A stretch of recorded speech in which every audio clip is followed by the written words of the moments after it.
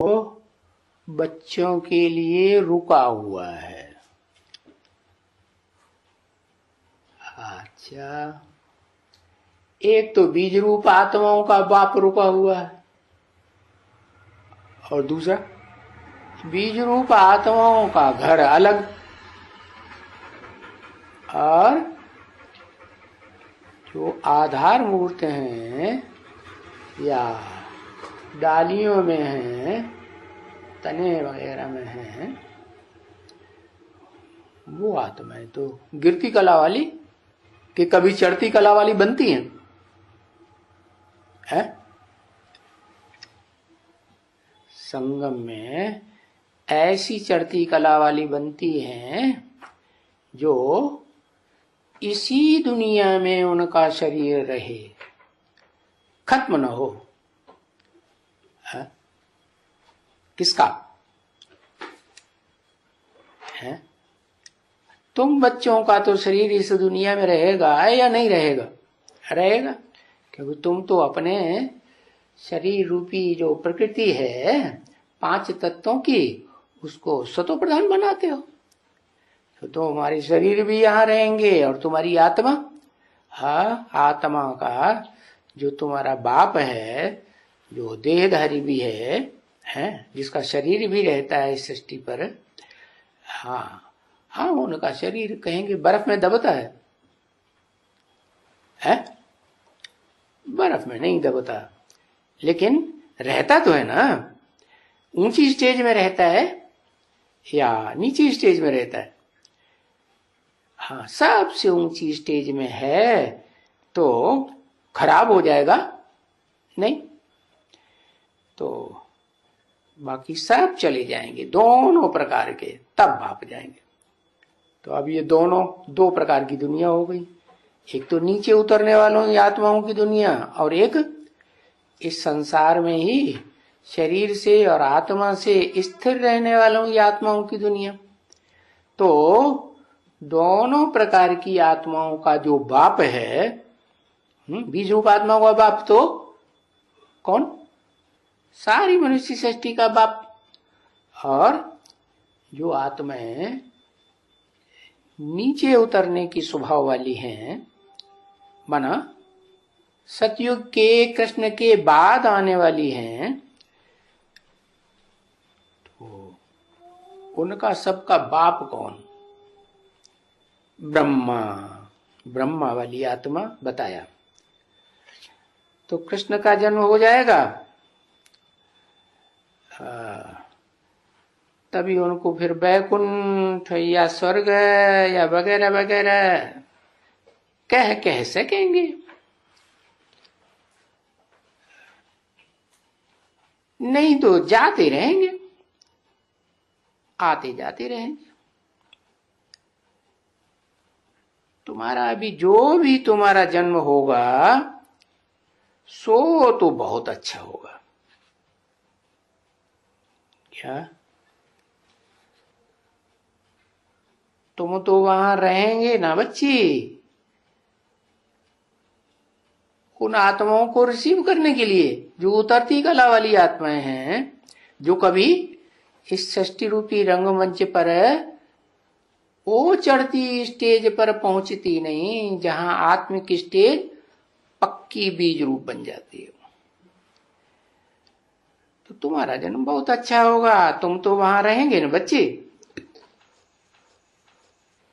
Receive करने के लिए। तो सबसे पुराने कौन हुए? तुम ही हुए। भले इस दुनिया में जाएंगे तो नई दुनिया में भी जाएंगे, पुरानी दुनिया में भी जाएंगे, भले तुम्हारा सबसे छी जन्म होगा कि नहीं? अंतिम जन्म होगा तो जरूर, क्योंकि खराब से खराब जन्म होगा, अरे तो अच्छे से अच्छे जन्म भी होगा, गुलगुल जन्म भी तो होगा ही ना। हाँ,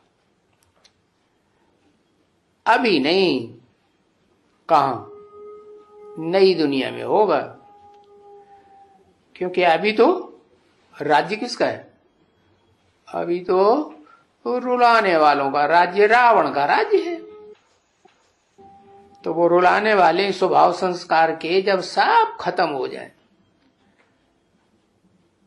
तुम क्या करते हो? तुम तो सबसे ज्यादा रुलाने वाले हो, है? सारी सृष्टि का ही विनाश करने के निमित्त बनते हो। जैसे तुम वैसे तुम्हारा बाप है। तो तुम रावण हुए कि वो रावण हुए जो इस दुनिया को छोड़ के पहले चले जाते हैं? है? हम रावण नहीं हुए, हम रावण हुए। अच्छा नहीं, हम तो आत्मिक स्टेज में रह करके इस दुनिया का विनाश का काम करते हैं। किसका? जो सुधरते नहीं, आत्मिक स्टेज में आते ही नहीं। तो अभी तो तुम रावण राज्य में हो, फिर तुम और तुम्हारा बाप क्या होगा? कहां होगा? नई दुनिया में होगा ना। तो गुलगुल किसका भी अभी जन्म नहीं होगा। गुलगुल होगा जब तुम्हारा शरीर पहले श्री कृष्ण का बने। कैसी है? श्री कृष्ण का कैसा? कौन से श्री कृष्ण की बात हो रही है तुम्हारे साथ? है? हाँ, संगम युगी कृष्ण की बात हो रही है।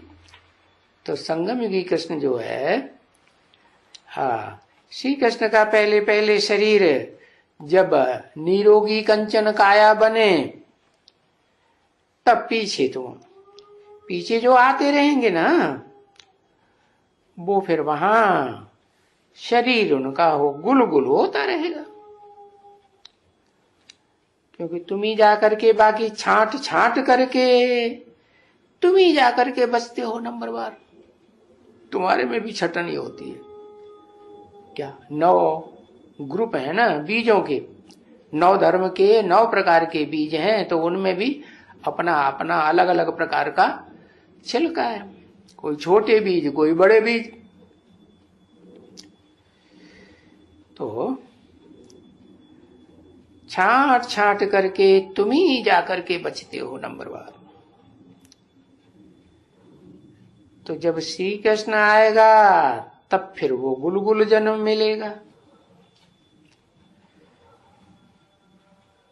नंबर बार पीछे पीछे। और गुलगुल तो चलता ही रहेगा फर्स्ट जन्म। क्या इस संगम युग में फर्स्ट जन्म होगा? पुरुषोत्तम संगम युग, स्वर्णिम संगम युग में होगा या वहां होगा? वहां संगम युग कहेंगे नहीं। संगम युग में ही ब्राह्मण होते हैं, और ब्राह्मण ही सबसे ऊंचे धर्म, और ब्राह्मण ही जो फर्स्ट क्लास बनते हैं, वही फिर ब्राह्मण क्या बनते हैं? ब्राह्मण सो फर्स्ट क्लास देवता बनते हैं विष्णु कुल के। तो ये गुलगुल तो चलता ही रहेगा फर्स्ट जन्म।